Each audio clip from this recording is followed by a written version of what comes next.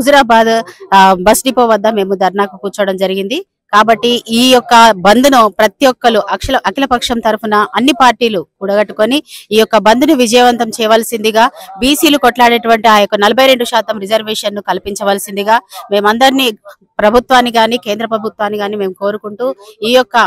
బీసీలు పడుతున్నటువంటి ఆ యొక్క రిజర్వేషన్ కోసం ఆ యొక్క పోరాటాన్ని విజయవంతం చేయవలసిందిగా మేము ఈ యొక్క కాంగ్రెస్ పార్టీ తరఫున మేమందరము దీనికి మద్దతు తెలుపుతూ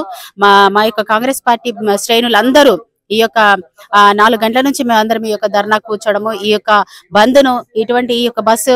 వాటిని మేము ఆపాలనుకొని 4 గంటలకు వచ్చి మేమందరము ఈ యొక్క బంద్ను విజయవంతం చేయవలసిందిగా మహిళలు గాని, ఎన్ఎస్ఏ గాని, మా యొక్క కాంగ్రెస్ పార్టీ సీనియర్ నాయకులు గాని ఈ యొక్క ప్రణవ్ గారి ఆదేశాల మేరకు ఈ రోజు మేము ఇక్కడ కూడుకోవడం జరిగింది. కాబట్టి ప్రతి ఒక్క కార్యకర్తలు గాని, ప్రతి ఒక్క అన్ని పార్టీల వారు గాని ఈ యొక్క పార్టీని విజయవంతం చేయవలసిందిగా కోరుకుంటూ ఈ యొక్క అసలైన తొలి వెలుగు. ఫాలో వాట్సాప్ @తొలి వెలుగు official.